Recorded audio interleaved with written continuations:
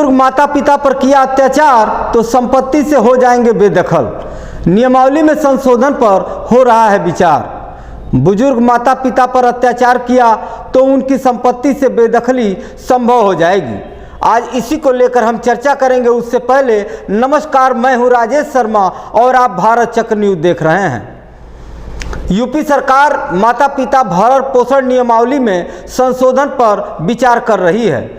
उत्तर प्रदेश में अब बूढ़े माता पिता या वरिष्ठ नागरिकों पर अत्याचार करने पर वारिस उनकी संपत्ति से बेदखल किए जा सकते हैं। इसके लिए प्रदेश सरकार माता पिता और वरिष्ठ नागरिकों का भरण पोषण तथा कल्याण नियमावली 2014 में संशोधन करने पर विचार कर रही है। इस बारे में समाज कल्याण विभाग की ओर से मुख्यमंत्री के सामने शुक्रवार को प्रस्तुतिकरण दिया गया।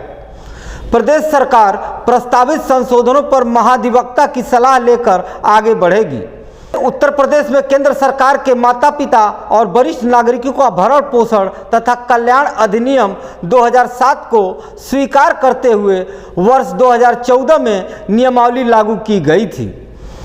राज्य सप्तम विधि आयोग ने इस नियमावली में संशोधन की सिफारिश की है।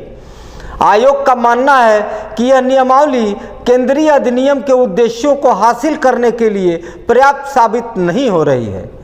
अभी नियमावली के तहत बुजुर्गों का ध्यान न रखने पर प्रति माह अधिकतम 10,000 रुपये भरण पोषण भत्ता देने या 1 माह की सजा का प्रावधान है। इसलिए सप्तम विधि आयोग ने नियमावली के नियम 22 में 3 उपधाराएं जोड़ने की सिफारिश की है। इसमें वरिष्ठ नागरिकों का ध्यान न रखने पर बच्चों या नातेदारों को उस संपत्ति से बेदखल करने के प्रावधान की बात कही गई है जिस पर वरिष्ठ नागरिकों का कानूनी अधिकार हो। उच्च पदस्थ सूत्रों के मुताबिक प्रस्तावित संशोधन के लिए कैबिनेट की मंजूरी आवश्यक होगी।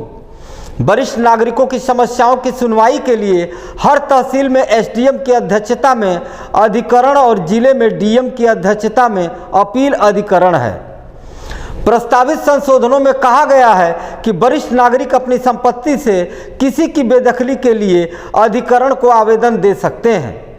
अगर वरिष्ठ नागरिक स्वयं आवेदन करने में असमर्थ हैं तो कोई संस्था भी उनकी ओर से ऐसा आवेदन दाखिल कर सकती है। तथ्यों से संतुष्ट होने पर अधिकरण बेदखली का आदेश कर सकता है। संबंधित पक्ष को 3 दिन के भीतर वरिष्ठ नागरिक की संपत्ति से बेदखली के आदेश का पालन करना होगा।